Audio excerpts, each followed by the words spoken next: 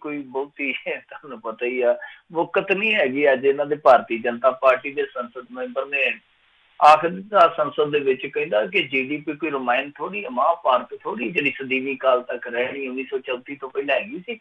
GDP ਕੁਛ ਨਹੀਂ, ਕਹਿੰਦੇ ਕੋਈ ਚੱਕਰ ਨਹੀਂ ਹੁੰਦਾ। ਅਸੀਂ ਜੋ ਵੈਲਫੇਅਰ ਕਰਦੇ ਹਾਂ ਲੋਕਾਂ ਵਾਸਤੇ, ਮੇਨ ਚੀਜ਼ ਤਾਂ ਉਹ ਆ। GDP ਕੀ ਚੀਜ਼ ਆ? ਮਤਲਬ ਕਿ ਉਹਨੇ ਯੂਨੀਵਰਸਿਟੀ ਦਾ ਕੋਈ ਐਸਾ ਗਿਆਨ ਹਾਸਲ ਕੀਤਾ, ਭਾਵੇਂ ਯੂਨੀਵਰਸਿਟੀ ਵਟਸਐਪ ਦੀ ਆ, ਤਾਂ ਐਸਾ ਗਿਆਨ ਹਾਸਲ ਕੀਤਾ ਕਿ ਲੋਕ ਮੱਥਾ ਫੜ ਕੇ ਬਹਿ ਗਏ ਕਿ ਹੁਣ ਬੰਦਾ ਇਹਨਾਂ ਨੂੰ ਆਖੇ ਤੇ ਆਖੇ ਕੀ। ਸੋ ਇਸ ਵੇਲੇ ਦੁਰਗਤ ਇਹ ਆ ਕਿ ਜਿਹੜਾ ਇਹਨਾਂ ਦਾ ਫਾਇਰ ਬ੍ਰਾਂਡ ਆਗੂ ਆ ਸੁਬਰਾਮਨੀਅਮ ਸਵਾਮੀ, ਉਹਨੇ ਵੀ ਆਪਣੇ ਸਰਕਾਰ ਦੀ ਬਹੁਤ ਸਖਤ ਸ਼ਬਦਾਂ ਦੇ ਵਿੱਚ ਆਲੋਚਨਾ ਕੀਤੀ ਹੈ। ਉਹਨੇ ਤੇ ਇੱਥੋਂ ਤੱਕ ਕਹਿ ਦਿੱਤਾ ਕਿ ਜਿਹੜੀ ਬੀਬੀ ਨਿਰਮਲਾ ਸੀਤਾਰਮਨ ਆ, ਉਹਨੂੰ ਅਰਥਚਾਰੇ ਦਾ ਪਤਾ ਹੀ ਕੱਖ ਨਹੀਂ ਹੈ। ਤੇ ਨਾਲ ਹੀ ਉਹਨੇ ਕਹਿ ਦਿੱਤਾ ਕਿ ਅਸਲ ਦੇ ਵਿੱਚ ਇਹ ਤੇ ਅੰਕੜਿਆਂ ਦਾ ਤਾਂ ਠਾਂ ਵਾਲਾ ਸਿਸਟਮ ਆ, ਨਹੀਂ ਤੇ ਉਤਰਾ ਸਾਡੀ GDP ਆ ਜਿਹੜੀ ਉਹ 1.5% ਹੀ ਰਹਿ ਗਈ ਆ, 1.5% ਹੀ ਆ ਜੀ। ਮਤਲਬ ਕਿ ਇਹ ਤੇ ਅੰਕੜੇ ਵਧਾ ਚੜਾ ਕੇ ਦੱਸਣ ਵਾਲੀ ਗੱਲ ਆ। ਤਾਂ ਉਧਰ ਤੁਹਾਨੂੰ ਪਤਾ ਹੀ ਆ ਰਾਹੁਲ ਬਜਾਜ ਜਿਹੜੇ ਕਿ ਬਹੁਤ ਤਕੜੇ ਕਾਰੋਬਾਰੀ ਆ, ਉਹਨਾਂ ਨੇ ਵੀ ਇੱਕ ਬਿਆਨ ਦੇ ਦਿੱਤਾ। ਉਹਨਾਂ ਦੀ ਸਟੇਟਮੈਂਟ ਸੀਗੀ ਕਿ ਅੱਜ ਦੇ ਦੌਰ ਦੇ ਵਿੱਚ ਮੋਦੀ ਸਰਕਾਰ ਦੀ ਆਲੋਚਨਾ ਕਰਨ ਤੋਂ ਵੀ ਡਰਿਆ ਜਾ ਰਿਹਾ, ਤਾਂ ਉਹਨੂੰ ਵੀ ਟਰੋਲ ਕੀਤਾ ਜਾ ਰਿਹਾ IT ਸੈੱਲ ਵੱਲੋਂ ਜਾਂ ਹੋਰ ਜਿਹੜੇ ਇਹਨਾਂ ਦੇ ਅੰਦਰ ਭਗਤ ਆ। ਪਰ ਹਕੀਕਤ ਤੇ ਕੁਛ ਇਹੋ ਜਿਹੀ ਉਹ ਆ, ਜਿੱਦਾਂ ਆਪਾਂ ਦੇਖ ਲਈਏ ਨਾ ਕਿ ਇੱਕ ਆਰਥਿਕ ਤੇ ਸਮਾਜਿਕ ਭੈ ਹੈ ਜਿਹਦੇ ਕਰਕੇ ਸਭ ਕੁਛ ਹੋਇਆ, ਸਭ ਕੁਛ ਵਾਪਰਿਆ। ਪਰ ਇਹਨਾਂ ਦੇ, ਜਿਵੇਂ ਮੈਂ ਤੁਹਾਨੂੰ ਕਿਹਾ, ਐਸੇ ਤਰਜਮਾਨ ਨੇ, ਇਹਨਾਂ ਦੇ ਐਸੇ ਬੁੱਧੀਜੀਵੀ ਆ, ਉਹ ਮੰਨਦੇ ਹੀ ਨਹੀਂ। ਉਹ ਤੇ GDP ਨੂੰ ਹੀ ਨਕਾਰ ਕੇ ਬਹਿ ਗਏ। ਤੇ ਜਦੋਂ ਇੱਥੇ ਜਾਂ ਇਸ ਅਵਸਥਾ 'ਚ ਗੱਲ ਚਲੇ ਜਾਵੇ ਫਿਰ ਤੇ ਮੇਰੇ ਖਿਆਲ ਦੇ ਨਾਲ ਗੱਲ ਕਰਨ ਦਾ ਕੋਈ ਫਾਇਦਾ ਹੀ ਨਹੀਂ ਰਹਿ ਜਾਂਦਾ। ਜੀ ਹੁਣ ਇਹ ਤਾਂ ਪਤਾ ਨਹੀਂ ਵੀ ਰਾਮਾਇਣ ਮਹਾਂਭਾਰਤ ਨੂੰ ਦੇਖ ਕੇ ਲੋਕਾਂ ਨੇ ਇਨਵੈਸਟਮੈਂਟ ਕਰਨੀ ਬਾਹਰਲੇ ਮੁਲਕਾਂ ਦੀ ਜਾਂ GDP ਨੂੰ, ਇਹ ਹੁਣ ਦੇਖਣਾ ਪਊਗਾ ਇਹਨਾਂ ਨੂੰ। ਅਗਲੀ ਜਿਹੜੀ ਮਿੰਟੂ ਜੀ ਗੱਲ ਕਰਦੇ, ਕਹਿੰਦੇ DJ ਗੋਲੀਕਾਂਡ ਪ੍ਰਦਰਸ਼ਨਕਾਰੀਆਂ ਵੱਲੋਂ ਧਰਮਕੋਟ ਦੇ ਵਿਧਾਇਕ ਤੇ ਹਮਲਾ। ਹਾਂਜੀ ਬਿਲਕੁਲ, ਇਹ ਅੱਜ ਇੱਕ ਬਹੁਤ ਵੱਡੀ ਘਟਨਾ ਵਾਪਰੀ ਆ। ਵੀਕਐਂਡ ਦੇ ਵਿੱਚ ਬੜੀ ਮੰਦਭਾਗੀ ਘਟਨਾ ਵਾਪਰੀ ਸੀਗੀ ਕਿ ਪਿੰਡ ਮਸਤੇਵਾਲ 'ਚ ਸ਼ਨੀਵਾਰ ਰਾਤ ਵਿਆਹ ਸਮਾਗਮ ਦੇ ਵਿੱਚ ਇੱਕ DJ ਤੇ ਜਿਹੜਾ ਮੁੰਡਾ ਗਿਆ ਸੀਗਾ, DJ ਦਾ ਸੰਚਾਲਕ ਕਹਿ ਲਓ, DJ ਚਲਾਉਣ ਵਾਲਾ, ਉਹਦੇ ਤੇ ਫਾਇਰ ਕੀਤਾ ਗਿਆ ਸੀਗਾ। ਉਹਦੀ ਹੱਤਿਆ ਹੋ ਗਈ। ਫਿਰ ਉਸ ਤੋਂ ਬਾਅਦ ਉਹ ਜਿਹੜੇ ਮਾਪੇ ਸੀਗੇ, ਗਰੀਬ ਮਾਪੇ ਸੀਗੇ, ਉਹ ਲਗਾਤਾਰ ਲਾਸ਼ ਉੱਥੇ ਹਸਪਤਾਲ ਦੇ ਵਿੱਚ ਰੱਖ ਕੇ ਪ੍ਰਦਰਸ਼ਨ ਕਰ ਰਹੇ ਸਨ। ਉਹਨਾਂ ਦੀਆਂ ਕੁਛ ਮੰਗਾਂ ਸੀਗੀਆਂ। ਤੇ ਅੱਜ ਧਰਮਕੋਟ ਦਾ ਜਿਹੜਾ ਹੈਗਾ ਵਿਧਾਇਕ ਸੁਖਜੀਤ ਸਿੰਘ, ਜਿਹਨੂੰ ਕਾਕਾ ਲੋਹਗੜੀਆ ਵੀ ਆਖਦੇ ਹੁੰਦੇ ਆ, ਉਹ ਗਿਆ ਸੀਗਾ ਉੱਥੇ। ਕੁਛ ਤਲਖ ਕਲਾਮੀ ਹੋਈ ਆ, ਵੀਡੀਓ ਫੁਟੇਜ ਕੁਛ ਤਲਖ ਕਲਾਮੀ ਹੋਈ। ਉਸ ਤੋਂ ਬਾਅਦ ਫਿਰ ਭੀੜ ਜਿਹੜੀ ਆ ਉਹ ਕਾਕਾ ਲੋਹਗੜੀਏ ਦੇ ਪਿੱਛੇ ਪੈ ਗਈ। ਇਹ ਗੱਡੀ ਦੇ ਬੈਕ ਗੇਅਰ ਹੁਣ ਪਤਾ ਨਹੀਂ ਕਿੰਨੇ ਕੁ ਬੈਕ ਗੇਅਰ ਸੀ, ਪਰ ਲਾ ਕੇ ਨਿਕਲ ਗਏ, ਉੱਥੋਂ ਨਿਕਲ ਗਏ। ਫਿਰ ਬਾਅਦ ਦੇ ਵਿੱਚ ਇੱਕ ਘਰ 'ਚ ਵੜ ਕੇ ਤੇ ਆਪਣੀ ਜਾਨ ਬਚਾ ਕੇ ਉਸ ਤਰ੍ਹਾਂ ਗੱਡੀ ਦੀ ਬਾਅਦ ਦੇ ਵਿੱਚ ਭੀੜ ਨੇ ਭੰਨ ਤੋੜ ਕਰ ਦਿੱਤੀ ਹੈ। ਹਾਲਾਂਕਿ ਜਿਹੜੀ ਭੀੜ ਆ ਉਹਦੇ ਬਾਰੇ ਜਿਹੜੇ ਉਹ ਮ੍ਰਿਤਕ ਦੇ ਘਰ ਦੇ ਆ, ਉਹ ਤੇ ਕਹਿੰਦੇ ਜੀ ਵਿੱਚ ਕੋਈ ਸ਼ਰਾਰਤੀ ਤੱਤ ਹੋ ਸਕਦੇ ਆ, ਕੋਈ ਅਨਸਰ ਹੋ ਸਕਦੇ ਆ, ਪਰ ਸਾਡਾ ਕੋਈ ਲਾਗਾ ਦੇਗਾ ਨਹੀਂ ਹੈ। ਪਰ ਦੂਸਰੇ ਪਾਸੇ ਕੁਛ ਜਿਹੜੇ ਉਹਨਾਂ ਦੇ ਮੋਹਤਬਰ ਬੰਦੇ ਆ, ਉਹ ਆਂਦੇ ਆ ਕਿ ਅਸਲ ਦੇ ਵਿੱਚ ਤਲਖੀ ਇਹਨੇ ਹੀ ਸ਼ੁਰੂ ਕੀਤੀ ਆ, ਵਿਧਾਇਕ ਨੇ ਤਲਖੀ ਸ਼ੁਰੂ ਕੀਤੀ ਆ। ਤੇ ਇਹਨੇ ਤੇ ਇੱਥੋਂ ਤੱਕ ਆਖ ਦਿੱਤਾ ਕਿ ਇਹ ਕੋਈ ਪਹਿਲਾਂ ਥੋੜੀ ਮਰਿਆ, ਅੱਗੇ ਵੀ ਮੁੰਡੇ ਮਰ ਜਾਂਦੇ ਆ। ਤਾਂ ਉਸ ਤੋਂ ਬਾਅਦ ਹੀ ਸਾਰੀ ਕਹਾਣੀ ਵਿਗੜੀ ਆ। ਹਾਲਾਂਕਿ ਜਿਹੜਾ ਵਿਧਾਇਕ ਆ ਉਹ ਆਪਣੀ ਸਫਾਈ ਫੇਰ ਦੇਣ ਡਿਆ, ਕਹਿੰਦਾ ਕਿ ਮੈਂ ਇਸ ਤਰ੍ਹਾਂ ਕਹਿ ਨਹੀਂ ਸਕਦਾ, ਮੇਰਾ ਤੇ ਇਸ ਪਰਿਵਾਰ ਦੇ ਨਾਲ ਬਹੁਤ ਨੇੜਲਾ ਸੰਬੰਧ ਆ। ਪਰ ਜਿਹੜੇ ਦੂਸਰੇ ਧਿਰ ਵਾਲੇ ਆ ਉਹ ਇਸ ਤਰ੍ਹਾਂ ਦੇ ਦੋਸ਼ ਲਾ ਰਹੇ ਆ। ਤਾਂ ਅਸਲ ਦੇ ਵਿੱਚ ਹੁਣ ਕਹਾਣੀ ਜਿਹੜੀ ਇੱਥੇ ਆ ਕੀ ਖੜ ਗਈ ਆ ਕਿ ਲੱਗਦਾ ਇਹੋ ਆ ਕਿ ਕਾਰਵਾਈ ਜਿਹੜੀ ਆ ਉਹ ਇਹਨਾਂ ਪ੍ਰਦਰਸ਼ਨਕਾਰੀਆਂ ਤੇ ਜਾਂ ਜਿਹੜੇ ਹਮਲਾਵਰ ਸੀਗੇ ਉਹਨਾਂ ਤੇ ਹੋ ਜਾਣੀ ਆ। ਕਿਉਂਕਿ ਪੁਲਿਸ ਕਹਿੰਦੀ ਆ ਕਿ ਅਸੀਂ FIR ਦਰਜ ਕਰ ਲਈਏ, ਇੱਕ ਬੰਦੇ ਦੀ ਗ੍ਰਿਫਤਾਰੀ ਹੋ ਗਈ ਆ ਤੇ ਦੂਸਰੇ ਵੀ ਅਸੀਂ ਫੜ ਲੈਣੇ। ਤੇ ਇਹਦਾ ਮਤਲਬ ਕਿ ਇਹ ਬਹੁਤ ਪੁੱਠਾ ਜਿਹਾ ਮਾਮਲਾ ਹੋ ਗਿਆ। ਤਾਂ ਇਹਨਾਂ ਨੂੰ ਇਸ ਤਰ੍ਹਾਂ ਮੇਰੇ ਖਿਆਲ ਦੇ ਨਾਲ ਨਹੀਂ ਸੀ ਕਰਨਾ ਚਾਹੀਦਾ। ਕਾਕਾ ਲੋਹਗੜੀਆ ਜਿਹੜਾ ਜਿਸ ਤਰੀਕੇ ਨਾਲ ਉਹ ਵੀ ਬੋਲਦਾ ਪਿਆ ਨਜ਼ਰ ਆਉਂਦਾ, ਉਹਨੂੰ ਵੀ ਥੋੜਾ ਜਿਹਾ ਵੇਖਣਾ ਚਾਹੀਦਾ। ਕਿਉਂਕਿ ਇੱਕ ਬੰਦਾ ਆਪਣਾ ਸਾਰਾ ਜਹਾਨ ਲੁਟਾ ਕੇ ਬੈਠਾ, ਬਿਲਕੁਲ ਉਹ ਕਹਿ ਲਈਏ ਕਿ ਟੁੱਟਿਆ ਪਿਆ, ਤੇ ਤੁਸੀਂ ਜਾ ਕੇ ਜੇ ਇਸ ਤਰ੍ਹਾਂ ਦੀ ਤਲਖੀ ਵਿਖਾਓਗੇ ਤਾਂ ਮੇਰੇ ਖਿਆਲ ਦੇ ਨਾਲ ਇਹ ਸਿਆਣਪ ਨਹੀਂ ਹੈਗੀ, ਬੇਵਕੂਫਾਨਾ ਅਹਿਮਕਾਨਾ ਇਹ ਕੰਮ ਆ। ਸੋ ਸਮਾਂ ਰੱਖਣਾ ਲੀਡਰ ਦਾ ਮੇਰੀ ਗੁਣ ਹੋਣਾ ਚਾਹੀਦਾ। ਇੱਕ ਜਿੱਦਾਂ ਕਹਿ ਲਈਏ ਕਿ ਵਕਤ ਹੁੰਦਾ, ਇੱਕ ਵਕਤ ਵਿਚਾਰਨਾ ਜਿਹੜਾ ਉਹ ਕਲਾ ਵੀ ਹੁੰਦੀ ਹੈ ਤੇ ਇੱਕ ਜ਼ਰੂਰਤ ਵੀ ਹੁੰਦੀ ਆ। ਤਾਂ ਲੀਡਰ ਵਾਸਤੇ ਇਹ ਇਮਤਿਹਾਨ ਆਉਂਦੇ ਰਹਿੰਦੇ ਆ। ਤਾਂ ਕਾਕਾ ਲੋਹਗੜ੍ਹੀਆ ਹੁਣ ਸਫਾਈਆਂ ਜ਼ਰੂਰ ਦੇ ਰਿਹਾ ਹੈ, ਪਰ ਜੋ ਕੁਛ ਉੱਥੇ ਵਾਪਰਿਆ ਉਹ ਅੱਜ ਦਿਨ ਭਰ ਚਰਚਾ ਦਾ ਵਿਸ਼ਾ ਬਣਿਆ ਰਿਹਾ। ਜੀ ਜੀ। ਅਗਲੀ ਜਿਹੜੀ ਮਿੰਟੂ ਜੀ ਗੱਲ ਕਰਦੇ ਆ, ਕਹਿੰਦੇ ਮਲੋਟ ਵਿੱਚ ਗੈਂਗਵਾਰ, ਨੌਜਵਾਨ ਦੀ ਗੋਲੀ ਮਾਰ ਕੇ ਹੱਤਿਆ। ਦੇਖੋ ਇਹ ਜਿਹੜੀ ਗੈਂਗਵਾਰ ਹੋਈ ਆ, ਗੈਂਗਵਾਰ ਤੇ ਨਹੀਂ ਕਹਿ ਸਕਦੇ, ਕਤਲ ਹੀ ਆ, ਕਿਉਂਕਿ ਜਿਹੜਾ ਮਰਿਆ ਉਹ ਵੀ ਗਰੋਹਬਾਜ਼ੀ ਦੇ ਪਿਛੋਕੜ ਤੋਂ ਹੀ ਹੈ, ਇਸ ਕਰਕੇ ਕਹਿ ਦਿੰਦੇ ਆ ਗੈਂਗਵਾਰ ਹੋ ਗਈ ਆ। ਤਾਂ ਇਹ ਜਿਹੜੀ ਘਟਨਾ ਘਟੀ ਆ, ਇਹ ਮਲੋਟ ਦਾ ਸਕਾਈ ਮੌਲ ਆ ਬਠਿੰਡੇ ਦੇ, ਜਿਹੜੀ ਸੜਕ ਜਾਂਦੀ ਹੈ ਬਠਿੰਡੇ ਰੋਡ ਤੇ, ਉਹਦੇ ਵਿੱਚ ਘਟੀ ਆ। ਉੱਥੇ ਦੇਰ ਸ਼ਾਮੀ ਹਮਲਾਵਰਾਂ ਨੇ ਮਨਪ੍ਰੀਤ ਮੰਨਾ ਨਾਮ ਦੇ ਇੱਕ ਨੌਜਵਾਨ ਨੂੰ ਮਾਰ ਦਿੱਤਾ। ਮਨਪ੍ਰੀਤ ਮੰਨਾ ਕਾਂਗਰਸੀ ਪਰਿਵਾਰ ਦਾ ਮੁੰਡਾ, ਇਹਨਾਂ ਦਾ ਪਰਿਵਾਰ ਪਹਿਲਾਂ ਅਕਾਲੀ ਸੀ, ਫਿਰ ਕਾਂਗਰਸੀ ਹੋ ਗਿਆ। ਔਰ ਇਹ ਉਹੀ ਪਰਿਵਾਰ ਆ ਜਿਨ੍ਹਾਂ ਤੇ ਦੋਸ਼ ਲੱਗਿਆ ਸੀਗਾ ਕਿ ਇਹਨਾਂ ਨੇ ਜਥੇਦਾਰ ਦਿਆਲ ਸਿੰਘ ਕੋਲਿਆਲੇ ਦੇ ਮੁੰਡੇ ਦੀਆਂ ਲੱਤਾਂ ਤੋੜੀਆਂ, ਦੀਆਂ ਗੱਡੀਆਂ ਗੁੱਡੀਆਂ ਭੰਨੀਆਂ ਸਨ। ਉਦੋਂ ਇਹ ਪਰਿਵਾਰ ਬਹੁਤ ਸੁਰਖੀਆਂ ਚ ਆਇਆ। ਹਾਲਾਂਕਿ ਮਨਪ੍ਰੀਤ ਮੰਨਾ ਤੇ ਵੀ ਕਈ ਅਪਰਾਧਿਕ ਮਾਮਲੇ ਦਰਜ ਸੀਗੇ, ਕਈ ਮਾਮਲਿਆਂ ਦੇ ਵਿੱਚੋਂ ਬਰੀ ਵੀ ਹੋਇਆ। ਉਹਦੇ ਵਿੱਚ ਮਰਡਰ ਤੋਂ ਲੈ ਕੇ ਕਈ ਇਹੋ ਜਿਹੇ ਮਾਮਲੇ ਸੀਗੇ ਜਿਹਦੇ ਵਿੱਚ ਉਹ ਨਾਮਜ਼ਦ ਰਿਹਾ ਜਾਂ ਨਾਮਜ਼ਦ ਹੈ। ਤਾਂ ਦੇਰ ਸ਼ਾਮੀ ਉਹ ਐਕਸਰਸਾਈਜ਼ ਕਰਕੇ ਬਾਹਰ ਨਿਕਲ ਰਿਹਾ ਸੀਗਾ। ਉਸ ਤੋਂ ਬਾਅਦ ਜਦੋਂ ਆਪਣੀ ਗੱਡੀ ਦੇ ਕੋਲ ਪਹੁੰਚਣ ਲੱਗਿਆ ਤਾਂ ਉਸ ਵੇਲੇ ਫਾਇਰਿੰਗ ਕੀਤੀ ਗਈ। ਫਾਇਰਿੰਗ ਇੰਨੀ ਜ਼ਬਰਦਸਤ ਸੀਗੀ ਕਿ ਲਗਭਗ 2 ਦਰਜਨ ਦੇ ਕਰੀਬ ਉੱਥੇ ਦੱਸਦੇ ਫਾਇਰ ਹੋਏ ਆ। ਤਾਂ ਉਸ ਤੋਂ ਬਾਅਦ ਫਿਰ ਇਹਨੂੰ ਹਸਪਤਾਲ ਖੜਿਆ ਗਿਆ, ਜਿੱਥੇ ਮ੍ਰਿਤਕ ਐਲਾਨ ਦਿੱਤਾ ਗਿਆ। ਹੁਣ ਇਸ ਮਾਮਲੇ ਦੇ ਵਿੱਚ ਇੱਕ ਨਵਾਂ ਮੋੜ ਆਇਆ, ਕਿਉਂਕਿ ਲਾਰੈਂਸ ਬਿਸ਼ਨੋਈ ਦੇ ਪੇਜ ਤੋਂ ਜ਼ਿੰਮੇਵਾਰੀ ਲਈ ਗਈ ਆ ਕਿ ਮਨਪ੍ਰੀਤ ਮੰਨੇ ਨੂੰ ਅਸੀਂ ਮਾਰਿਆ ਵਾ। ਹੁਣ ਹਾਲਾਂਕਿ ਪੁਸ਼ਟੀ ਨਹੀਂ ਕੀਤੀ ਜਾ ਸਕਦੀ ਕਿ ਉਸ ਪੇਜ ਤੋਂ ਕਿਸ ਨੇ ਪੋਸਟ ਪਾਈ ਆ, ਵਾਕਿਆ ਹੀ ਕਨੈਕਸ਼ਨ ਹੈ ਇਸ ਮਾਮਲੇ ਦਾ, ਪਰ ਇਹ ਜ਼ਰੂਰ ਹੈ ਕਿ ਮਾਮਲਾ ਲਾਗ ਡਟਦਾ, ਕਿਉਂਕਿ ਮੰਨੇ ਦੀ ਦੁਸ਼ਮਣੀ ਜਿਹੜੀ ਆ ਉਹ ਬਹੁਤ ਸਾਰੇ ਲੋਕਾਂ ਦੇ ਨਾਲ ਸੀਗੀ। ਤਾਂ ਉਹ ਹੁਣ ਕੌਣ ਆ, ਕਿਸਨੇ ਇਹ ਕੰਮ ਕੀਤਾ, ਕਾਤੋਂ ਕੀਤਾ, ਇਹ ਚੀਜ਼ਾਂ ਤੇ ਪੁਲਿਸ ਹੀ ਦੱਸ ਸਕਦੀ ਹੈ ਜਦੋਂ ਇਨਵੈਸਟੀਗੇਸ਼ਨ ਕਰੂਗੀ। ਬਹਰਹਾਲ ਮਲੋਟ ਦੇ ਵਿੱਚ ਕਾਫੀ ਸਟ੍ਰੈਸ ਹੈ ਇਸ ਵੇਲੇ। ਜੀ ਜੀ ਜੀ। ਅਗਲੀ ਜਿਹੜੀ ਮਿੰਟੂ ਜੀ ਗੱਲ ਕਰਦੇ, ਕਹਿੰਦੇ ਕੈਪਟਨ ਸਰਕਾਰ ਹੁਣ ਉਦਯੋਗਪਤੀਆਂ ਨੂੰ ਵੇਚੇਗੀ ਸ਼ਾਮਲਾਟ ਦੀਆਂ ਜ਼ਮੀਨਾਂ। ਇਹ ਮੈਨੂੰ ਲੱਗਦਾ ਉਂਝ ਹੀ ਨਾ ਵੇਚ ਦੇਣ, ਜਿਵੇਂ ਅਗਲਿਆਂ ਨੇ ਜੇਲਾਂ ਵੇਚ ਦਿੱਤੀਆਂ ਸੀ, ਇੱਥੋਂ ਤੱਕ ਕਿ ਪਾਗਲਖਾਨੇ ਦੀ ਜ਼ਮੀਨ ਵੀ ਵੇਚ ਦਿੱਤੀ ਸੀ ਇੱਕ ਵਾਰੀ। ਤਾਂ ਇਹੋ ਹੀ ਆ ਕਿ ਕਿਤੇ ਲੱਗਦਾ ਸੀ ਕਿ ਉਦਯੋਗ ਆਉਣਗੇ, ਜੇ ਉਦਯੋਗ ਨਾ ਆਏ ਤੇ ਓਦਾਂ ਹੀ ਨਾ ਫੱਟੇ ਚੱਕ ਦੇਣਾ ਕਹਿਣਾ ਕਿ ਵੇਚਣੀ ਤੇ ਹੈ ਹੀ ਸੀਗੀ, ਜੇ ਹੁਣ ਚਲੋ ਫੈਕਟਰੀਆਂ ਵਾਲੇ ਨਹੀਂ ਆਏ ਤੇ ਆਪਾਂ ਹੀ ਫੱਕ ਦਿੰਦੇ ਹਾਂ। ਤਾਂ ਖੈਰ ਇਹਨਾਂ ਨੇ ਅੱਜ ਕੈਬਨਿਟ ਮੀਟਿੰਗ ਦੇ ਵਿੱਚ ਇਸ ਗੱਲ ਤੇ ਮੋਹਰ ਲਾ ਦਿੱਤੀ ਆ ਕਿ ਇੱਕ ਤੇ ਇਹ ਹੋਊਗਾ ਕਿ ਜ਼ਮੀਨ ਦਾ, ਜਿਵੇਂ ਆਪਾਂ ਅੱਗੇ ਵੀ ਸ਼ਾਇਦ ਗੱਲ ਕੀਤੀ ਸੀਗੀ ਕਿ ਬੈਂਕ ਬਣਾਇਆ ਜਾਊਗਾ, ਪੂਲ ਬਣਾਇਆ ਜਾਊਗਾ। ਸੈਕੰਡ ਚੀਜ਼ ਇਹ ਆ ਕਿ ਸ਼ਾਮਲਾਟ ਜ਼ਮੀਨਾਂ ਜਿਹੜੀਆਂ ਨੇ ਉਹ ਇੰਡਸਟਰੀਜ਼ ਨੂੰ ਦਿੱਤੀਆਂ ਜਾਣਗੀਆਂ। ਤਾਂ ਇਹਦੇ ਵਿੱਚ ਹੁਣ ਇਹਨਾਂ ਨੇ ਸ਼ੁਰੂਆਤ ਜਿਹੜੀ ਕੀਤੀ ਸਿੰਘ ਦੇ ਜ਼ਿਲ੍ਹੇ ਤੋਂ ਹੀ ਕੀਤੀ ਆ।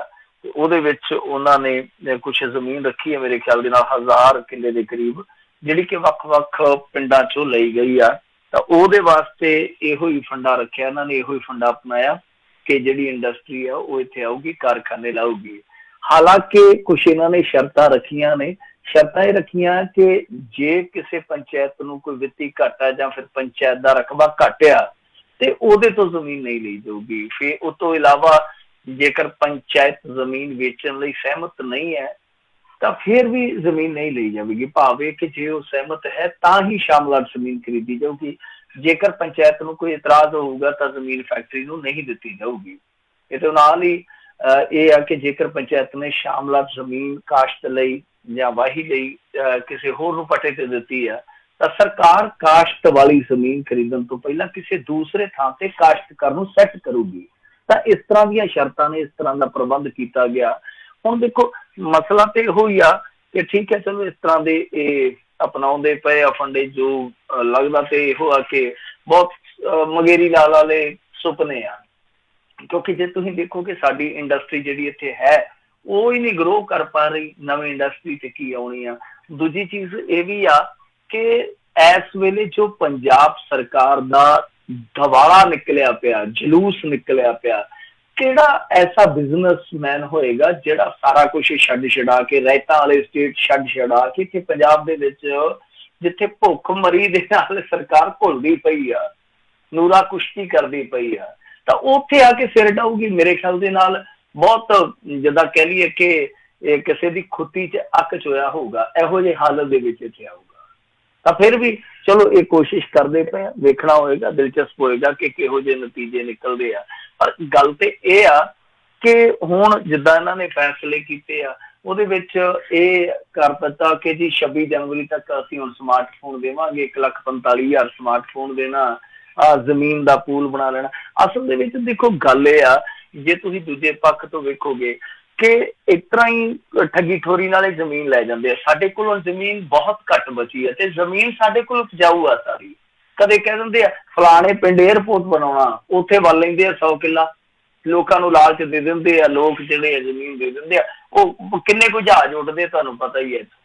ਕਿਤੇ ਆਖ ਦਿੰਦੇ ਕ੍ਰਿਕਟ ਸਟੇਡੀਅਮ ਬਣਾਉਣਾ, ਉਹ ਲੈ ਲੈਂਦੇ ਜ਼ਮੀਨ, ਠੱਗ ਲੈਂਦੇ ਆ ਸੈਂਕੜੇ ਕਿੱਲੇ, ਮੁੜ ਕੇ ਉੱਥੇ ਕਿਤੇ ਮੱਛੀ ਮਾਰਕੀਟ ਬਣਾ ਦਿੰਦੇ ਆ, ਕਿਤੇ ਮੁਰਗੀ ਮਾਰਕੀਟ ਬਣਾ ਦਿੰਦੇ ਆ, ਆਪੋ ਆਪਣੇ ਕਾਰੋਬਾਰ ਰੇੜ ਲੈਂਦੇ ਆ। ਤਾਂ ਕਹਿਣ ਦਾ ਮਤਲਬ ਇਹ ਹੈ ਕਿ ਮੰਤਵ ਕੁਛ ਹੋਰ ਦੱਸਿਆ ਜਾਂਦਾ, ਮਕਸਦ ਕੁਛ ਹੋਰ ਦੱਸਿਆ ਜਾਂਦਾ, ਪਰ ਹੁੰਦਾ ਕੁਛ ਹੋਰ ਹੈ। ਤਾਂ ਸਾਡੀ ਜ਼ਮੀਨ ਉੱਤੇ ਪਹਿਲਾਂ ਹੀ ਕੰਕਰੀਟ ਨਿਕਲਦਾ ਪਿਆ ਨਾ। ਸਾਡੇ ਕੋਲ ਉਪਜਾਊ ਜ਼ਮੀਨ ਸੀਮਤ ਆ, ਇਹ ਜ਼ਮੀਨ ਨਹੀਂ ਵਧਣੀ, ਵਸੋਂ ਵਧਣੀ ਆ, ਕੰਕਰੀਟ ਦੇ ਜੰਗਲ ਵਧਣੇ ਆ। ਤਾਂ ਸਾਨੂੰ ਇਸ ਪੱਖ ਤੋਂ ਸੋਚਣਾ ਚਾਹੀਦਾ, ਵਿਚਾਰਨਾ ਚਾਹੀਦਾ ਕਿ ਸਰਕਾਰ ਸਾਡੀ ਜਿਹੜੀ ਸੂਬਾ ਸਰਕਾਰ, ਸਾਡੀ ਸਰਕਾਰ ਦੀ ਤਾਂ ਜ਼ਿੰਮੇਵਾਰੀ ਹੈ ਕਿ ਕੇਂਦਰ ਦੀ ਮਾਰੂ ਨੀਤੀ ਤੋਂ ਬਚਾਵੇ ਇੱਥੋਂ ਦੇ ਕਿਸਾਨਾਂ ਨੂੰ, ਕਿ ਜ਼ਮੀਨ ਉਪਜਾਊ ਜਿਹੜੀ ਆ ਜਾਵੇ। ਸਾਡੀ ਸਰਕਾਰ ਆਪ ਮੇਰੇ ਖਿਆਲ ਦੇ ਨਾਲ ਉਧਰ ਨੂੰ ਹੋ ਗਈ ਹੈ। ਜੀ ਜੀ ਜੀ। ਅਗਲੀ ਜਿਹੜੀ ਮਿੰਟੂ ਜੀ ਗੱਲ ਕਰਦੇ, ਕਹਿੰਦੇ ਪਾਕਿਸਤਾਨ ਦੇ ਮੰਤਰੀ ਦੇ ਬਿਆਨ ਤੋਂ ਬਾਅਦ ਕੈਪਟਨ ਨੇ ਸਿੱਧੂ ਨੂੰ ਚਿਤਾਇਆ। ਦੇਖੋ ਉਹਨਾਂ ਦੇ ਮੰਤਰੀ ਨੇ ਜਿਸ ਤਰ੍ਹਾਂ ਦੀ ਬਿਆਨਬਾਜ਼ੀ ਕੀਤੀ ਆ, ਵਕਤ ਦੇ ਵਿੱਚ ਹੀ ਪਾਇਆ ਇਹਨਾਂ ਨੂੰ। ਉਹ ਕਹਿੰਦੇ ਆ ਕਿ ਦੇਖੋ ਜੀ ਇਹ ਸਭ ਕੁਛ ਜਨਰਲ ਬਾਜਵਾ ਦੀ ਦਿਮਾਗ ਦੀ ਉਪਜ ਸੀਗੀ, ਤੇ ਹੁਣ ਇਹ ਜਿਹੜਾ ਕਰਤਾਰਪੁਰ ਸਾਹਿਬ ਦਾ ਕੋਰੀਡੋਰ ਖੋਲਿਆ ਗਿਆ ਕਿਸੇ ਸਮੇਂ ਇਹਨਾਂ ਨੂੰ ਗੰਭੀਰ ਜ਼ਖਮ ਦੇਊਗਾ। ਉਸ ਤੋਂ ਬਾਅਦ ਕੈਪਟਨ ਅਮਰਿੰਦਰ ਸਿੰਘ ਨੇ ਸਿੱਧੂ ਨੂੰ ਚਿਤਾਇਆ। ਵੈਸੇ ਇਹਨਾਂ ਨੂੰ ਹੋਰ ਚੇਤਾ ਆਵੇ ਨਾ ਆਵੇ, ਸਿੱਧੂ ਨੂੰ ਚਿਤਾਉਣਾ ਨਹੀਂ ਭੁੱਲਦੇ। ਤੇ ਕਹਿੰਦੇ ਆ ਕਿ ਪਾਕਿਸਤਾਨ ਦੀ ਸਾਜ਼ਿਸ਼ ਬੇਨਕਾਬ ਹੋ ਗਈ ਆ, ਤੇ ਜਿਹੜਾ ਨਵਜੋਤ ਸਿੰਘ ਸਿੱਧੂ ਆ ਉਹ ਸਤਰਕ ਰਵੇ, ਮਤਲਬ ਕਿ ਸੁਚੇਤ ਰਵੇ। ਤਾਂ ਇਸ ਤਰ੍ਹਾਂ ਦੀ ਇੱਕ ਇਹਨਾਂ ਵੱਲੋਂ ਐਡਵਾਈਜ਼ਰੀ ਜਾਰੀ ਕਰ ਦਿੱਤੀ ਗਈ ਹੈ ਨਵਜੋਤ ਸਿੰਘ ਸਿੱਧੂ ਵਾਸਤੇ। ਸੁਣ ਲੈਣੀ ਚਾਹੀਦੀ ਹੈ ਨਵਜੋਤ ਸਿੰਘ ਸਿੱਧੂ ਨੂੰ, ਪਰ ਉਹ ਸੁਣਦਾ ਨਹੀਂ ਹੈ ਇਹਨਾਂ ਦੀ। ਸੁਣ ਕੇ ਨਾ ਉਹ ਅੱਕ ਹੀ ਗਿਆ। ਉਹ ਕਹਿੰਦਾ ਮੇਰੀ ਨਹੀਂ ਇਹਨਾਂ ਨੇ ਸੁਣੀ, ਹੁਣ ਮੈਂ ਨਹੀਂ ਇਹਨਾਂ ਦੀ ਸੁਣਦਾ। ਤਾਂ ਖੈਰ ਇਮਰਾਨ ਖਾਨ ਵਾਸਤੇ ਵੀ ਇਹ ਗੁੰਝਲਦਾਰ ਦੀ ਸਥਿਤੀ ਬਣਾ ਦਿੱਤੀ ਹੈ ਉਹਨਾਂ ਦੇ ਮੰਤਰੀ ਨੇ, ਕਿਉਂਕਿ ਆਮ ਤੌਰ ਤੇ ਤਾਂ ਆਪਾਂ ਕਹਿੰਦੇ ਕਿ ਇੱਥੋਂ ਦਾ ਰਾਸ਼ਟਰਵਾਦੀ ਮੀਡੀਆ ਜਾਂ ਜਿਹੜੇ ਇੱਥੋਂ ਦੇ ਹੁਕਮਰਾਨ ਆ ਉਹ ਇਸ ਤਰ੍ਹਾਂ ਕਰਦੇ ਜੀ, ਪ੍ਰਾਪੇਗੰਡਾ ਕਰਦੇ। ਪਰ ਹੁਣ ਤੇ ਉਧਰੋਂ ਗੱਲ ਉੱਠੀ ਆ, ਉਹਨਾਂ ਨੂੰ ਜਵਾਬ ਦੀ ਜਿਹੜੀ ਆ ਉਹ ਕਰਨੀ ਚਾਹੀਦੀ ਆ ਇਮਰਾਨ ਖਾਨ ਨੂੰ। ਪਰ ਇੱਧਰ ਜਿਹੜਾ ਚੋਭਾਂ ਵਾਲਾ ਕੰਮ ਚੱਲਦਾ ਪਿਆ ਕਿ ਕੋਈ ਮਾੜੀ ਜਿਹੀ ਗੱਲ ਹੋਈ ਸੁਰਤੀ ਸਿੱਧੂ ਤੇ ਅੱਜ ਜਿਹੜਾ ਭਾਰਤੀ ਜਨਤਾ ਪਾਰਟੀ ਦਾ ਇੱਥੋਂ ਦਾ ਪ੍ਰਧਾਨ ਆ ਸ਼ਵੇਤ ਮਲਿਕ, ਉਹ ਤੇ ਨਵਜੋਤ ਸਿੰਘ ਸਿੱਧੂ ਨੂੰ ਸਲੀਪਰ ਸੈੱਲ ਆਖੀ ਜਾਂਦਾ ਕਿ ਉਹ ਤਾਂ ਪਾਕਿਸਤਾਨੀਆਂ ਦਾ ਸਲੀਪਰ ਸੈੱਲ ਆ। ਤਾਂ ਇਹ ਬਕਵਾਸਬਾਜ਼ੀ ਛੱਡ ਕੇ ਘੱਟੋ ਘੱਟ ਕੈਪਟਨ ਅਮਰਿੰਦਰ ਸਿੰਘ ਨੂੰ ਇਸ ਪਾਸੇ ਧਿਆਨ ਦੇਣ ਦੀ ਜ਼ਰੂਰਤ ਆ ਕਿ ਤੁਹਾਡੇ ਸੂਬੇ ਦੇ ਵਿੱਚ ਕਿਹੜੀਆਂ ਪਰੇਸ਼ਾਨੀਆਂ ਜੋ ਉੱਥੇ ਚੱਲਦਾ ਪਿਆ ਜਾਂ ਕੂਟਨੀਤਿਕ ਮੁਹਾਜ਼ ਤੇ ਵਾਪਰਦਾ ਪਿਆ, ਉਹ ਸਰਕਾਰ ਜਿਹੜੀ ਕੇਂਦਰ 'ਚ ਬੈਠੀ ਆ ਉਹ ਜ਼ਿਆਦਾ ਢੰਗ ਨਾਲ, ਵਧੀਆ ਢੰਗ ਨਾਲ ਵੇਖ ਸਕਦੀ ਹੈ, ਨਜਿੱਠ ਸਕਦੀ ਆ। ਤਾਂ ਕੈਪਟਨ ਅਮਰਿੰਦਰ ਸਿੰਘ ਨੂੰ ਆਪਣਾ ਜੋ ਖੇਡ ਖਰਾਬਾ ਹੋਣ ਡਿਆ ਉਹ ਵੇਖਣਾ ਚਾਹੀਦਾ ਕਿ ਨਾ ਤੁਹਾਡੇ ਕੋਲ ਘਰ ਸਾਂਭ ਰਿਹਾ, ਨਾ ਤੁਹਾਡੇ ਕੋਲੋਂ ਬਾਹਰ ਸਾਂਭ ਰਿਹਾ, ਨਾ ਤੁਹਾਡੇ ਕੋਲ ਸੂਬਾ ਸਾਂਭ ਰਿਹਾ, ਨਾ ਤੁਹਾਡੇ ਕੋਲੋਂ ਆਪਣਾ ਕੋਈ ਵਿਅਕਤੀਗਤ ਕੰਮ ਸਾਂਭ ਰਿਹਾ। ਸਿਰਫ ਤੇ ਸਿਰਫ ਤੁਸੀਂ ਅੱਜ ਦੀ ਤਰੀਕ ਦੇ ਵਿੱਚ ਕਹਿ ਲਓ ਕਿ ਬਸ ਧੱਕਾ ਜਿਹਾ ਚਲਾਈ ਜਾਂਦੇ ਹੋ। ਕਹਿਣ ਦਾ ਭਾਵ ਇਹ ਆ ਕਿ ਇਹ ਜਿਹੜੀਆਂ ਚੀਜ਼ਾਂ ਤੁਸੀਂ ਆਪ ਹੀ ਦੇਖ ਲਓ ਕਿ ਪਿਛਲੇ ਦਿਨ ਹੀ ਕਿੰਨੀਆਂ ਆਪਾਂ ਵੇਖੀਆਂ ਕਿ ਇਹਨਾਂ ਕੋਲੋਂ 19 ਲੱਖ ਪੈਨਸ਼ਨ ਨਹੀਂ ਦਿੱਤੇ ਗਏ ਪਿਛਲੇ 3 ਮਹੀਨਿਆਂ ਤੋਂ। ਬੜੇ ਕੰਮ ਨੇ ਇਸ ਤਰ੍ਹਾਂ ਦੇ ਜਿਹੜੇ ਕਰਨ ਵਾਲੇ ਆ, ਉਸ ਪਾਸੇ ਧਿਆਨ ਦੇਣ ਦੀ ਲੋੜ ਆ। ਸਿੱਧੂ ਆਪੇ ਜਾਣੇ ਨਫੇ ਨੁਕਸਾਨ ਦਾ, ਕਿਉਂਕਿ ਸਿੱਧੂ ਹੁਣ ਕਿਹੜਾ ਬਾਲ ਆ, ਕਿਹੜਾ ਜਵਾਕ ਆ ਦੁੱਧ ਚੁੰਗਦਾ, ਉਹਨੂੰ ਜਿਹੜਾ ਪਤਾ ਨਹੀਂ। ਆਪੇ ਉਹ ਜੇ ਮਾੜਾ ਕੰਮ ਕੋਈ ਕਰੂਗਾ ਜਾਂ ਮਾੜੇ ਨਾਲ ਤੁਰੂਗਾ, ਆਪੇ ਨਤੀਜਾ ਭੁਗਤੂਗਾ। ਸੋ ਇਹਨਾਂ ਨੂੰ ਆਪਣੇ ਵੱਲ ਧਿਆਨ ਦੇਣ ਦੀ ਜ਼ਰੂਰਤ ਆ। ਜੀ ਜੀ ਜੀ। ਅਗਲੀ ਜਿਹੜੀ ਮਿੰਟੂ ਜੀ ਗੱਲ ਕਰਦੇ, ਕਰਤਾਰਪੁਰ ਸਾਹਿਬ ਕੋਰੀਡੋਰ ਵਿੱਚ ਮਿਸਿੰਗ ਹੋਈ ਕਹਿੰਦੇ ਇੱਕ ਜਿਹੜੀ ਕੁੜੀ ਆ, ਉਸ ਦੇ ਬਾਰੇ ਨਵਾਂ ਖੁਲਾਸਾ। ਦੇਖੋ ਇਹ ਅੱਜ ਬੜੀ ਤਕੜੀ ਖਬਰ ਬਣੀ ਆ, ਕਹਿੰਦੇ ਕਿ ਕੁੜੀ ਉੱਥੇ ਮਿਸ ਹੋ ਗਈ ਆ ਜੀ, ਲਾਪਤਾ ਹੋ ਗਈ ਆ। ਪਰ ਬਾਅਦ ਦੇ ਵਿੱਚ ਦੇਰ ਸ਼ਾਮ ਪਤਾ ਲੱਗਿਆ ਵਾ ਕਿ ਅਸਲ ਦੇ ਵਿੱਚ ਇਹ ਵੀ ਲਵ ਸਟੋਰੀ ਸੀ ਉਹਨਾਂ ਦੀ ਇੱਕ। ਤਾਂ ਉਹ ਪਹਿਲਾਂ ਫੇਸਬੁੱਕ ਤੋਂ ਜਾਣਦੇ ਹੀ ਇੱਕ ਦੂਜੇ ਨੂੰ, ਫਿਰ ਬਾਅਦ ਦੇ ਵਿੱਚ ਉਹਨਾਂ ਨੇ ਟਾਈਮ ਸੈੱਟ ਕਰ ਲਿਆ ਕਿ ਕਰਤਾਰਪੁਰ ਸਾਹਿਬ ਦਾ ਕੋਰੀਡੋਰ ਖੁੱਲ ਗਿਆ, ਮੁੰਡਾ ਉਧਰ ਦਾ ਸੀ ਪਾਕਿਸਤਾਨ ਦਾ, ਤੇ ਦੋਵੇਂ ਉੱਥੇ ਜਾ ਮਿਲੇ ਆ। ਪਰ ਕਿਉਂਕਿ ਜਿਹੜੇ ਉਧਰੋਂ ਪਾਕਿਸਤਾਨ ਵੱਲੋਂ ਵੀ ਆਉਂਦੇ ਆ ਨਾ, ਉਹਨਾਂ ਨੂੰ ਵੀ ਇੱਕ ਖਾਸ ਪਛਾਣ ਪੱਤਰ ਦਿੱਤੇ ਜਾਂਦੇ ਆ, ਲਿਖਾ ਪੜਤੀ ਉਹਨਾਂ ਦੀ ਵੀ ਵਾਹਵਾ ਹੁੰਦੀ ਆ। ਤਾਂ ਦੇਰ ਸ਼ਾਮੀ ਫਿਰ ਉਹ ਜਿਹੜੇ ਰੇਂਜਰ ਸੀਗੇ ਪਾਕਿਸਤਾਨ ਵਾਲੇ, ਉਹਨਾਂ ਨੇ ਇਹਨਾਂ ਨੂੰ ਲੱਭ ਲਿਆ। ਫਿਰ ਉਸ ਤੋਂ ਬਾਅਦ ਦੱਸਦੇ ਆ ਕਿ ਕੁੜੀ ਨੂੰ ਜ਼ੀਰੋ ਲਾਈਨ ਜਿਹੜੀ ਆ ਉਹ ਕ੍ਰਾਸ ਕਰਾ ਦਿੱਤੀ ਗਈ ਆ। ਪਰ ਇਹ ਮਾਮਲਾ ਜਿਹੜਾ ਉਹ ਵੇਖਣ ਵਾਲਾ, ਹੁਣ ਵਿਚਾਰਨ ਵਾਲਾ, ਕਿਉਂਕਿ ਅੱਗੇ ਵੀ ਆਪਾਂ ਵੇਖਿਆ ਕਿ ਜਥੇ ਦੇ ਨਾਲ ਇੱਕ ਗਈ ਬੀਬੀ ਜਿਹੜੀ ਆ ਉਹ ਬੀਬੀ ਰਾਣੀ ਬਣ ਕੇ ਉੱਥੇ ਹੀ ਰਹਿ ਪਈ ਸੀਗੀ। ਤਾਂ ਇਹ ਵੀ ਹੁਣ ਐਂਗਲ ਨਿਕਲ ਆਇਆ, ਇਹ ਥੋੜਾ ਜਿਹਾ ਵੇਖਣ ਦੀ ਜ਼ਰੂਰਤ ਹੈ। ਪਰ ਗੱਲ ਇਹ ਆ ਕਿ ਆਨਲਾਈਨ ਰਜਿਸਟ੍ਰੇਸ਼ਨ ਹੁੰਦੀ ਆ, ਕੋਈ ਬਹੁਤਾ ਇਸ ਤਰ੍ਹਾਂ ਦਾ ਨਿਗਰਾਨੀ ਵਾਲਾ ਕੰਮ ਕੀਤਾ ਨਹੀਂ ਜਾ ਸਕਦਾ। ਪਰ ਮੇਰੇ ਖਿਆਲ ਦੇ ਨਾਲ ਲੋਕਾਂ ਨੂੰ ਹੀ ਹੱਥ ਜੋੜ ਕੇ ਬੇਨਤੀ ਕਰਨੀ ਚਾਹੀਦੀ ਹੈ ਕਿ ਟਲ ਜਾਓ, ਘੱਟੋ ਘੱਟ ਇਸ ਕਰਤਾਰਪੁਰ ਸਾਹਿਬ ਕੋਰੀਡੋਰ ਨੂੰ ਥੋੜੇ ਜਿਹਾ ਚੱਲ ਲੈਣ ਦਿਓ। ਤੇ ਜੇ ਇਸ ਤਰ੍ਹਾਂ ਹੀ ਬਦਨਾਮੀ ਹੁੰਦੀ ਰਹੀ, ਜੇ ਇਸ ਤਰ੍ਹਾਂ ਹੀ ਲੋਕ ਵਰਤੋਂ ਕਰਦੇ ਰਹੇ, ਤਾਂ ਮੇਰੇ ਖਿਆਲ ਦੇ ਨਾਲ ਕਿਤੇ ਨਾ ਕਿਤੇ ਉਧਰੋਂ ਸਵਾਲ ਉੱਠਣ ਜਾਂ ਨਾ ਉੱਠਣ, ਇਧਰੋਂ ਸਵਾਲ ਜ਼ਰੂਰ ਚੱਕ ਦੇਣੇ ਲੋਕਾਂ ਨੇ। ਜੀ ਅਗਲੀ ਮਿੰਟ ਜੀ ਗੱਲ ਕਰਦੇ, ਕਹਿੰਦੇ ਧੂਰੀ ਦੇ ਨਿੱਜੀ ਸਕੂਲ ਦੇ ਵਿੱਚ 4 ਸਾਲਾ ਬੱਚੀ ਦੇ ਨਾਲ ਜਬਰ ਜਨਾਹ ਕਰਨ ਦਾ ਮਾਮਲਾ, ਬੱਸ ਕੰਡਕਟਰ ਨੂੰ ਮੌਤ ਤੱਕ ਉਮਰ ਕੈਦ। ਹਾਂਜੀ, ਇਹ 6 ਮਹੀਨੇ ਪਹਿਲਾਂ ਦੀ ਗੱਲ ਆ, ਜਦੋਂ ਧੂਰੀ ਦੇ ਇੱਕ ਨਿੱਜੀ ਸਕੂਲ ਦੇ ਹੀ ਬੱਸ ਕੰਡਕਟਰ ਵੱਲੋਂ ਸਕੂਲ 'ਚ 4 ਸਾਲ ਦੀ ਬੱਚੀ ਨਾਲ ਜਬਰ ਜਨਾਹ ਕੀਤਾ ਗਿਆ ਸੀਗਾ। ਤਾਂ ਇਹਦੇ ਤੇ ਅਦਾਲਤ ਨੇ ਫੈਸਲਾ ਸੁਣਾਇਆ ਤੇ ਸਕੂਲ ਬੱਸ ਦੇ ਉਹ 27 ਸਾਲਾ ਕੰਡਕਟਰ ਨੂੰ ਉਮਰ ਕੈਦ ਤੇ 1 ਲੱਖ ਰੁਪਏ ਜੁਰਮਾਨੇ ਦੀ ਸਜ਼ਾ ਸੁਣਾਈ ਆ। ਤੇ ਇਹ ਜਿਹੜਾ ਮਾਮਲਾ ਹੈ ਉਹ ਹੁਣ ਇੱਥੋਂ ਤੱਕ ਪਹੁੰਚ ਗਿਆ। ਹਾਲਾਂਕਿ ਅੱਗੇ ਹਾਈ ਕੋਰਟ 'ਚ ਜਾਊਗਾ, ਸੁਪਰੀਮ ਕੋਰਟ 'ਚ ਜਾਊਗਾ, ਪਤਾ ਨਹੀਂ ਉਹਦਾ ਫੈਸਲਾ ਗਾਂ ਕੀ ਰਹੂਗਾ। ਪਰ ਬਹਰਹਾਲ ਜੋ ਅੱਜ ਫੈਸਲਾ ਦਿੱਤਾ ਗਿਆ ਸੈਸ਼ਨ ਕੋਰਟ ਵੱਲੋਂ, ਉਹ ਇਹੋ ਹੀ ਆ ਕਿ ਅੰਤਲੇ ਸਾਹ ਤੱਕ ਦੋਸ਼ੀ ਹੈ ਜਿਹੜਾ ਉਹ ਜੇਲ੍ਹ ਦੇ ਵਿੱਚ ਸੜੂਗਾ। ਸੋ ਬਹੁਤ ਹਾਰਡ ਸਜ਼ਾ, ਜੇ ਆਪਾਂ ਵੇਖੀਏ ਤਾਂ ਬਹੁਤ ਸਖਤ ਸਜ਼ਾ। ਵੈਸੇ ਤੇ ਰੇਪ ਦੇ ਵਿੱਚ ਸਜ਼ਾ ਕੋਈ ਵੀ ਬਹੁਤੀ ਜ਼ਿਆਦਾ ਸਜ਼ਾ ਨਹੀਂ ਹੈ। ਜਦ ਤੱਕ ਕੋਈ ਵੀ ਇਨਸਾਨ ਜਿਉਂਦਾ ਤਾਂ ਉਹਨੂੰ ਆਪਾਂ ਕਹਿ ਸਕਦੇ ਹਾਂ ਕਿ ਬਹੁਤੀ ਸਜ਼ਾ ਨਹੀਂ ਹੈ। ਕਿਉਂਕਿ ਦੇਖੋ ਹੁੰਦਾ ਕੀ ਆ ਕਿ ਸਾਡੇ ਇੱਕ ਵਾਰੀ ਤੇ ਸਭ ਕੁਝ ਠੀਕ ਹੋ ਜਾਂਦਾ, ਸਾਨੂੰ ਜਾਪਦਾ ਕਿ ਸਭ ਕੁਝ ਠੀਕ ਹੋ ਗਿਆ, ਪਰ ਗਾਂਹ ਜਾ ਕੇ ਸਜ਼ਾਵਾਂ ਟੁੱਟ ਜਾਂਦੀਆਂ ਨੇ ਜਾਂ ਦੋਸ਼ੀ ਰਿਹਾ ਹੋ ਜਾਂਦੇ, ਉਦੋਂ ਮਾਮਲਾ ਵਿਗੜ ਜਾਂਦਾ। ਨਿਰਭਇਆ ਵਾਲਾ ਮਾਮਲਾ ਤੁਸੀਂ ਦੇਖ ਲਓ, ਹਾਲੇ ਵੀ ਉਹ ਦੋਸ਼ੀ ਹੈ ਜਿਹੜੇ ਚਾਰਾਜੋਈਆਂ ਕਰਨ ਰਹੇ ਆ, 8 ਸਾਲ ਹੋ ਚੱਲੇ ਆ। ਤਾਂ ਕਹਿਣ ਦਾ ਭਾਵ ਇਹੋ ਆ ਕਿ ਦੇਖੋ ਠੀਕ ਆ, ਇਹੋ ਜਿਹੇ ਮਾਮਲਿਆਂ 'ਚ ਮਿਸਾਲੀ ਸਜ਼ਾਵਾਂ ਜਿਹੜੀਆਂ ਉਹ ਦਿੱਤੀਆਂ ਜਾ ਰਹੀਆਂ, ਠੀਕ ਆ, ਪਰ ਅਗਾਂਹ ਅਮਲ ਦੇ ਵਿੱਚ ਜਿਹੜੀਆਂ ਇਹ ਸਜ਼ਾਵਾਂ ਜ਼ਰੂਰ ਲਿਆਉਣੀਆਂ ਚਾਹੀਦੀਆਂ। ਉਤਲੀਆਂ ਅਦਾਲਤਾਂ ਦੇ ਵਿੱਚ ਵੀ ਸਰਕਾਰਾਂ ਨੂੰ ਕੇਸ ਜਿਹੜੇ ਆ ਠੋਸ ਤਰੀਕੇ ਨਾਲ ਲੜਨੇ ਚਾਹੀਦੇ ਆ। ਔਰ ਦੂਜੀ ਗੱਲ ਇਹ ਆ ਕਿ ਜਿਸ ਤਰੀਕੇ ਨਾਲ ਮਾਹੌਲ ਬਣਦਾ ਪਿਆ, ਹੈਦਰਾਬਾਦ ਵਾਲਾ ਵੇਖੋ ਗੈਂਗ ਰੇਪ ਹੋਇਆ, ਸਾਰੀ ਦੁਨੀਆ ਨੂੰ ਝੰਜੋੜ ਕੇ ਰੱਖ ਦਿੱਤਾ ਇੱਕ ਵਾਰ। ਫਿਰ ਯੂਪੀ ਦੇ ਵਿੱਚ ਇੱਕ ਬੱਚੀ ਨਾਲ ਹੋ ਗਿਆ। ਫਿਰ ਅੱਜ ਇੱਕ ਹੋਰ ਖਬਰ ਆਉਣ ਡਈ ਸੀਗੀ, ਸ਼ਾਇਦ ਬਿਹਾਰ ਤੋਂ ਸੀਗੀ। 3 ਖਬਰਾਂ ਜਿਹੜੀਆਂ ਉੱਤੋਂ ਹੇਠੀ ਆ ਗਈਆਂ। ਫਿਰ ਇਸ ਤੋਂ ਇਲਾਵਾ ਲੋਕ ਜਿਹੜੇ ਆ ਉਹ ਕਲਪੇ ਪਏ ਆ, ਕੋਈ ਕੁਛ ਕਰ ਰਿਹਾ, ਕੋਈ ਕੁਛ ਕਹਿ ਰਿਹਾ, ਕੋਈ ਆਪੋ ਆਪਣਾ ਤਰਕ ਦੇ ਰਿਹਾ। ਤਾਂ ਇਹਨਾਂ ਸਾਰੀਆਂ ਚੀਜ਼ਾਂ ਦੇ ਦਰਮਿਆਨ ਚਲੋ ਕਾਨੂੰਨ ਸਖਤ ਹੋਣੇ ਚਾਹੀਦੇ ਆ। ਕਾਨੂੰਨ ਸਖਤ ਹੋਇਆ ਵੀ ਮੇਰੇ ਖਿਆਲ ਦੇ ਹੱਦ ਤੱਕ ਸੁਧਾਰ ਹੋਣ ਦੀ ਗੁੰਜਾਇਸ਼ ਨਹੀਂ ਹੈ। ਪਰ ਜੋ ਵੀ ਹੈ ਸੋਸ਼ਲੀ ਇਹਨਾਂ ਚੀਜ਼ਾਂ ਵਾਲੇ ਪਾਸੇ ਧਿਆਨ ਦੇਣ ਦੀ ਵੀ ਜ਼ਰੂਰਤ ਆ ਕਿ ਐਜੂਕੇਸ਼ਨ ਦੇ ਵਿੱਚ ਕਿਸ ਤਰ੍ਹਾਂ ਦੀ ਵਿਵਸਥਾ ਕੀਤੀ ਜਾ ਸਕਦੀ ਆ। ਆਮ ਬੋਲਚਾਲ ਜਾਂ ਆਮ ਸੱਭਿਆਚਾਰ ਦੇ ਵਿੱਚ, ਆਮ ਸਮਾਜ ਦੇ ਵਿੱਚ ਇਸ ਵਿਸ਼ੇ ਨੂੰ ਕਿਸ ਤਰ੍ਹਾਂ ਲਿਆ ਜਾ ਸਕਦਾ, ਕਿਉਂਕਿ ਜੇ ਹਾਲੇ ਵੀ ਸੋਸ਼ਲ ਸਟਿਗਮਾ ਇੱਕ ਬਹੁਤ ਵੱਡਾ ਅੜਿੱਕਾ। ਤਾਂ ਇਹਨਾਂ ਚੀਜ਼ਾਂ ਨੂੰ ਦੂਰ ਕਰਕੇ ਚਿੰਤਨ ਹੋਣਾ ਚਾਹੀਦਾ, ਚਿੰਤਾ ਹੋਣੀ ਚਾਹੀਦੀ, ਐਕਸ਼ਨ ਹੋਣਾ ਚਾਹੀਦਾ, ਸਾਰੀਆਂ ਚੀਜ਼ਾਂ ਹੋਣੀਆਂ ਚਾਹੀਦੀਆਂ। ਪਰ ਸਾਡੇ ਹੁੰਦਾ ਕੀ ਆ, ਸਾਡੇ ਉਲਟ ਹੁੰਦਾ ਕਿ ਇੱਕ ਦਫਾ ਇਸ ਤਰ੍ਹਾਂ ਗਹੀਨ ਤੇ ਬਹੁਤ ਗੰਭੀਰ ਚਿੰਤਨ ਚੱਲ ਪੈਂਦਾ, ਲੋਕ ਚਿੰਤਾਵਾਂ ਕਰਨ ਲੱਗ ਪੈਂਦੇ ਆ। ਪਰ ਯਕਦਮ ਜਦੋਂ ਕਿਤੇ ਨੀਲੇ ਦੀ ਕਹਾਣੀ ਚੱਲ ਪੈਂਦੀ ਆ ਜਾਂ ਕਿਸੇ ਪੀਲੇ ਦੀ ਕਹਾਣੀ ਚੱਲ ਪੈਂਦੀ ਆ, ਸਭ ਕੁਛ ਭੁੱਲ ਭੁਲਾ ਕੇ ਫਿਰ ਉਧਰ ਨੂੰ ਹੋ ਤੁਰਦੇ ਆ। ਤਾਂ ਕਹਿਣ ਦਾ ਮਤਲਬ ਕਿ ਜੋ ਸਮਾਜ ਦੇ ਵਿੱਚ ਗੰਭੀਰ ਮੁੱਦੇ ਆ, ਗੰਭੀਰ ਵਰਤਾਰੇ ਆ, ਉਹਨਾਂ ਤੇ ਸਾਡੀ ਸੋਚ ਹਮੇਸ਼ਾ ਗੰਭੀਰ ਬਣੀ ਰਹਿਣੀ ਚਾਹੀਦੀ ਹੈ, ਜੇ ਅਸੀਂ ਗੰਭੀਰਤਾ ਦੇ ਨਾਲ ਇਹਨਾਂ ਚੀਜ਼ਾਂ ਦੇ ਹੱਲ ਖੋਜਣੇ ਆ। ਜੀ ਬਿਲਕੁਲ। ਤੇ ਮਿੰਟੂ ਜੀ, ਜੇ ਡਾਕਟਰ ਪ੍ਰਿਯੰਕਾ ਰੈਡੀ ਦੇ ਮਾਮਲੇ ਦੇ ਵਿੱਚ ਕੁਛ ਅੱਗੇ ਕੋਈ ਅਪਡੇਟ ਜਾਂ ਕੁਛ ਹੈ ਤਾਂ ਜ਼ਰੂਰ ਦੱਸਿਓ। ਦੇਖੋ ਅਪਡੇਟ ਇਹੋ ਹੀ ਆ ਕਿ ਦੋਸ਼ੀ ਜਿਹੜੇ ਚਾਰੇ ਫੜ ਲਏ ਗਏ ਸੀਗੇ, ਮੁਲਜ਼ਮਾਨ ਚਾਰੇ ਹੀ ਫੜੇ ਆ। ਤੇ ਉੱਥੋਂ ਦੀ ਜਨਤਾ ਜਿਹੜੀ ਆ, ਵਕੀਲ ਤੇ ਕੇਸ ਲੜ ਨਹੀਂ ਰਹੇ, ਜਿਹੜੀ ਉੱਥੋਂ ਦੀ ਜਨਤਾ ਉਹ ਇਕੱਠੀ ਹੋ ਕੇ ਥਾਣੇ ਨੂੰ ਘੇਰਾ ਪਾਈ ਬੈਠੀ ਸੀਗੀ ਤੇ ਚੱਪਲ ਸੁੱਟੇ ਜਾ ਰਹੇ ਸੀ, ਛੱਤਰ ਸੁੱਟੇ ਜਾ ਰਹੇ ਸੀ। ਤਾਂ ਫਿਰ ਡਾਕਟਰ ਵੀ ਆਏ ਆ ਉਸ ਡਾਕਟਰਨੀ ਬੀਬੀ ਦੇ ਹੱਕ ਦੇ ਵਿੱਚ, ਜਿਹਦੇ ਨਾਲ ਇਹ ਦਰਿੰਦਗੀ ਹੋਈ ਸੀਗੀ। ਡਾਕਟਰ ਵੀ ਮੇਰੇ ਖਿਆਲ ਦੇ ਨਾਲ ਹੜਤਾਲ ਹੜਤੂਲ ਕਰ ਰਹੇ ਆ। ਫਿਰ ਇਸ ਤੋਂ ਇਲਾਵਾ ਛੋਟੀਆਂ ਛੋਟੀਆਂ ਬੱਚੀਆਂ ਦਿੱਲੀ ਦੇ ਵਿੱਚ ਉਹ ਆ ਰਹੀਆਂ ਨੇ ਸਾਹਮਣੇ, ਪ੍ਰੋਟੈਸਟ ਹੋ ਰਹੇ ਆ ਪੂਰੇ, ਉਹ ਆਲ ਓਵਰ ਇੰਡੀਆ ਦੇ ਵਿੱਚ ਕਿਤੇ ਨਾ ਕਿਤੇ ਗੁੱਸੇ ਦੀ ਲਹਿਰ ਹੈ, ਵਿਰੋਧ ਦੀ ਲਹਿਰ ਹੈ। ਤਾਂ ਇੱਕ ਹੁਣ ਸਮਾਚਾਰ ਏਜੰਸੀ ਇਹ ਵੀ ਕਹਿਣ ਰਹੀ ਸੀਗੀ ਕਿ ਦੋਸ਼ੀਆਂ ਨੂੰ ਸ਼ਾਇਦ ਇੱਕ ਜੇਲ੍ਹ ਦੇ ਵਿੱਚ ਸ਼ਿਫਟ ਕੀਤਾ ਗਿਆ, ਜਿੱਥੇ ਉਹਨਾਂ ਨੂੰ ਮਟਨ ਕੜੀ ਵੀ ਦਿੱਤੀ ਗਈ ਹੈ। ਕੁਛ ਇਸ ਤਰ੍ਹਾਂ ਦੀ ਖਬਰ ਵੀ ਆ ਰਹੀ ਸੀ। ਹੁਣ ਪਤਾ ਨਹੀਂ, ਮੈਂ ਪੁਸ਼ਟੀ ਨਹੀਂ ਕਰ ਸਕਦਾ ਆਪਣੇ ਪੱਧਰ ਤੇ, ਉਹ ਖਬਰ ਆ ਰਹੀ ਸੀਗੀ। ਤਾਂ ਇਹ ਹੁਣ ਸਾਰਾ ਕੁਛ ਹੈ ਅਪਡੇਸ਼ਨ ਦੇ ਮਾਮਲੇ ਦੇ ਵਿੱਚ। ਫਾਸਟ ਟਰੈਕ ਕੋਰਟ ਬਣੂਗੀ, ਮਾਮਲਾ ਤੇ ਮੇਰੇ ਖਿਆਲ ਦੇ ਨਾਲ ਨਿਬੜ ਜਾਣਾ 3-4 ਮਹੀਨਿਆਂ ਤੱਕ, ਇਹਨਾਂ ਨੂੰ ਸਜ਼ਾ ਵੀ ਹੋ ਜਾਣੀ ਆ। ਪਰ ਗਾਂਹ ਜਾ ਕੇ ਅਮਲ ਕਦੋਂ ਹੁੰਦਾ, ਕਿਉਂਕਿ ਹੁਣੀ ਤਾਂ ਇਹਨਾਂ ਨੂੰ ਫਾਂਸੀ ਆ।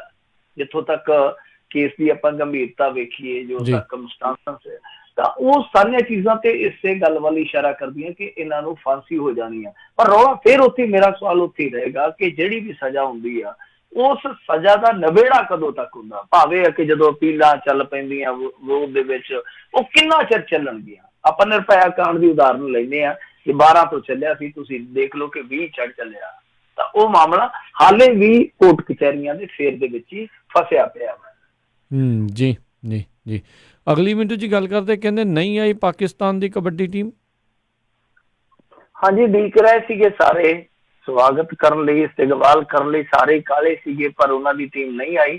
ਤਾਂ ਇਹਦੇ ਵਿੱਚ ਭਾਰਤ ਸਰਕਾਰ ਦਾ ਰੋਲ ਮਹੱਤਵਪੂਰਨ ਸੀਗਾ। ਇਹਨਾਂ ਨੇ ਵੀਜ਼ਾ ਨਹੀਂ ਦਿੱਤਾ। ਪੰਜਾਬ ਸਰਕਾਰ ਤੇ ਠੀਕ ਸੀਗੀ, ਪੰਜਾਬ ਸਰਕਾਰ ਨੇ ਤਾਂ ਸਾਰੀਆਂ ਫਾਰਮੈਲਿਟੀਆਂ ਜਿਹੜੀਆਂ ਸੀ ਪੂਰੀਆਂ ਕਰ ਦਿੱਤੀਆਂ। ਤਾਂ ਇਹਨਾਂ ਨੇ ਵੀਜ਼ਾ ਨਹੀਂ ਦਿੱਤਾ। ਤੇ ਵੀਜ਼ਾ ਮੇਰੇ ਖਿਆਲ ਦੇ ਨਾਲ ਇਹਨਾਂ ਨੇ ਤੇ ਰਾਏ ਬੁਲਾਰ ਭੱਟੀ ਦੀ ਜਿਹੜੀ ਵੰਸ਼ਜ ਹੈ ਉਹਨਾਂ ਨੂੰ ਵੀ ਨਹੀਂ ਦਿੱਤਾ। ਵੀਜ਼ਿਆਂ ਦੇ ਮਾਮਲੇ ਦੇ ਵਿੱਚ ਤੇ ਇਹ ਕਾਫੀ ਸਖਤ ਆ। ਪਰ ਮੇਰੇ ਖਿਆਲ ਦੇ ਨਾਲ ਫਿਰ ਗੱਲ ਉੱਥੇ ਹੀ ਪਹੁੰਚ ਕੇ ਖੜਦੀ ਆ ਕਿ ਡਿਪਲੋਮੈਟਿਕ ਰਿਸ਼ਤੇ ਤੁਹਾਡੇ ਠੀਕ ਹੈ, ਜਿਸ ਤਰ੍ਹਾਂ ਦੇ ਮਰਜ਼ੀ ਆ, ਡਿਪਲੋਮੈਸੀ ਜਿੱਦਾਂ ਮਰਜ਼ੀ ਤੁਹਾਡੀ ਚੱਲਦੀ ਰਹੇ, ਕੂਟਨੀਤੀ ਜਿਸ ਤਰ੍ਹਾਂ ਮਰਜ਼ੀ ਚੱਲਦੀ ਰਹੇ, ਪਰ ਜੋ ਫਨਕਾਰੀ ਹੈ, ਜੋ ਅਦਾਕਾਰੀ ਹੈ, ਜਾਂ ਜਿਹੜੀ ਆ ਗੇਮ ਹੈ, ਇਹ ਚੀਜ਼ ਨਹੀਂ ਹੋਣੀ ਚਾਹੀਦੀ। ਕਿਉਂਕਿ ਇਹ ਨਾ ਕਿਸੇ ਮਜ਼ਹਬ ਦੀ ਹੁੰਦੀ ਹੈ ਫਨਕਾਰੀ, ਨਾ ਕਿਸੇ ਧਰਮ ਦੀ ਹੁੰਦੀ ਹੈ ਖੇਡ। ਇਹ ਲੋਕਾਂ ਦਾ ਮਨੋਰੰਜਨ ਕਰਦੀ ਆ, ਲੋਕਾਂ ਨੂੰ ਨੇੜੇ ਲੈ ਕੇ ਆਉਂਦੀ ਆ, ਸਾਂਝ ਵਧਾਉਂਦੀ ਆ। ਇਹਨਾਂ ਚੀਜ਼ਾਂ ਤੇ ਮੇਰੇ ਖਿਆਲ ਦੇ ਨਾਲ ਥੋੜਾ ਜਿਹਾ ਇੰਡੀਆ ਨੂੰ ਉਦਾਰਵਾਦੀ ਹੋਣਾ ਚਾਹੀਦਾ। ਕਰਤਾਰਪੁਰ ਸਾਹਿਬ ਦਾ ਕੋਰੀਡੋਰ ਖੁੱਲਿਆ ਸੀ, ਉਸੇ ਮੌਕੇ ਦਾ ਹੀ ਇਹ ਟੂਰਨਾਮੈਂਟ ਸੀਗਾ। ਜੇ ਵੀਜ਼ਾ ਦੇ ਦਿੰਦੇ ਤੇ ਮੇਰੇ ਖਿਆਲ ਦੇ ਨਾਲ ਕੋਈ ਆਖਰ ਨਹੀਂ ਸੀ ਆ ਜਾਂਦੀ। ਜੀ ਜੀ ਜੀ। ਤੇ ਮਿੰਟੂ ਜੀ, ਬਹੁਤ ਬਹੁਤ ਤੁਹਾਡਾ ਧੰਨਵਾਦ ਇਸ ਨਾਲ ਜੁੜੇ ਇਹਨਾਂ ਖਬਰਾਂ ਬਾਰੇ ਤੁਸੀਂ ਜਾਣਕਾਰੀ ਦਿੱਤੀਆਂ। ਅਗਲੀ ਵਾਰ ਤੱਕ ਲਈ ਬੜੀ ਮਿਹਰਬਾਨੀ। ਪਿਆਰ ਭਰੀ ਸਤਿ ਸ਼੍ਰੀ ਅਕਾਲ ਜੀ। ਸਤਿ ਸ਼੍ਰੀ ਅਕਾਲ ਜੀ। ਤੇ ਸਰੋਤਿਓ, ਇੱਥੇ ਸਾਡਾ ਅੱਜ ਦਾ ਪ੍ਰੋਗਰਾਮ ਸਮਾਪਤ ਹੈ। ਮਿਲਦੇ ਹਾਂ ਅਗਲੀ ਵਾਰ, ਉਦੋਂ ਤੱਕ ਲਈ ਮੇਰੇ ਵੱਲੋਂ ਵੀ ਪਿਆਰ ਭਰੀ ਸਤਿ ਸ਼੍ਰੀ ਅਕਾਲ। ਜਿਉਂਦੇ ਵਾਸਤੇ ਰਹੋ, ਹੱਸਦੇ ਖੇਡਦੇ ਰਹੋ, ਸੁਣਦੇ ਰਹੋ ਪੰਜਾਬੀ ਰੇਡੀਓ USA।